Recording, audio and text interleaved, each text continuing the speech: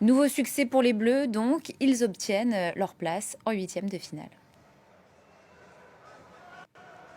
Et oui, l'équipe de France qui est donc la première nation qualifiée pour ces huitièmes de finale au terme d'un match extrêmement crispant. Les hommes de Didier Deschamps qui pourtant dominaient outrageusement cette rencontre en première mi-temps pendant même 1 heure de jeu. Pour vous dire, à la mi-temps, il y avait 13 tirs pour cette équipe de France, mais toujours aucun but. C'était du jamais vu pour les Bleus depuis que les statistiques sont recensées depuis 1966.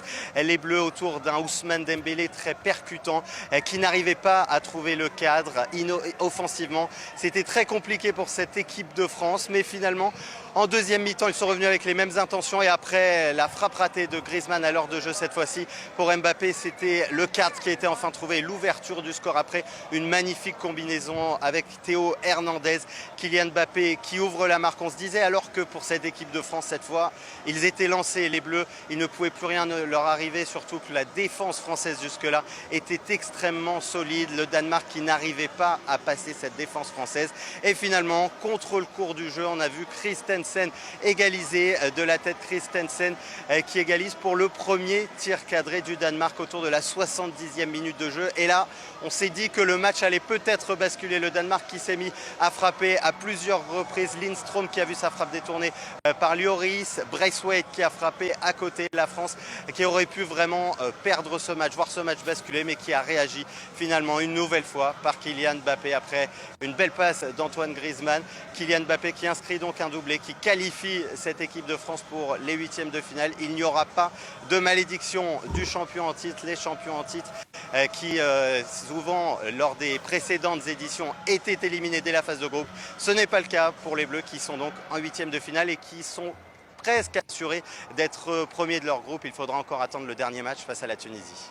Kylian Mbappé qui a, vous l'avez dit, une nouvelle fois sorti le grand jeu. Il a été à nouveau décisif pour les Bleus. Oui, Kylian Mbappé qui une nouvelle fois a porté son équipe en première mi-temps. Il a eu beaucoup de mal, il faut le dire. Il a frappé au-dessus, une grosse occasion ratée peu après la 40e minute de jeu.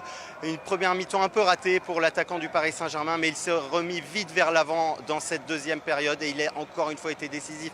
2 buts pour vous dire, c'est déjà son 3e but dans ce mondial avec une passe décisive aussi lors du match face à l'Australie. Kylian Mbappé répond présent, il sait qu'il est attendu, il sait qu'il est d'autant plus attendu depuis le forfait de Karim Benzema, l'attaquant du Paris Saint-Germain, et qui prend ses responsabilités, qui est très remuant sur le côté gauche.